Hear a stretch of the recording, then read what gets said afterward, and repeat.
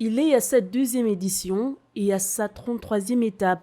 Le programme d'information EPA, un élève en acte de naissance ou un étudiant en acte de naissance, révèle que plusieurs apprenants à ce jour méconnaissent la procédure juridique à suivre pour bénéficier de leurs droits civiques.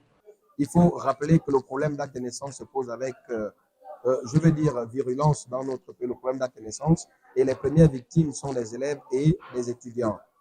C'est pour cette raison que nous avons ciblé cette année, n'est-ce pas, d'aller dans des établissements secondaires. Il y a un corpus juridique qu'il faut tout simplement mettre en application en conformité avec les lois qui existent et les juridictions compétentes. Tout simplement ça.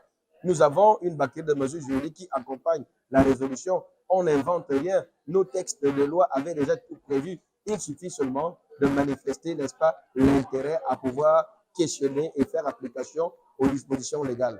Permettre à chaque élève de savoir quelle est la démarche à suivre lorsqu'on est apatride afin de bénéficier d'un acte de naissance ou d'un passeport, tel est le but du programme EPA. En tant que spécialiste de cette question, nous nous sommes rendus compte que nous devons répondre par une grande, n'est-ce pas, solidarité patriotique et républicaine sur ces questions, de sorte que véritablement les problèmes qui minent notre administration et aussi nos compatriotes soient, n'est-ce pas, résolus. Je trouve que cette sensibilisation est une bonne chose parce que dans mon cas, moi, j'ai carrément pas d'acte de naissance et cela est pour moi une opportunité de l'avoir. Après le lycée Baomar, l'équipe se rendra à l'intérieur du pays pour offrir la chance à tous de bénéficier d'un acte d'état civil qui leur confère plusieurs avantages.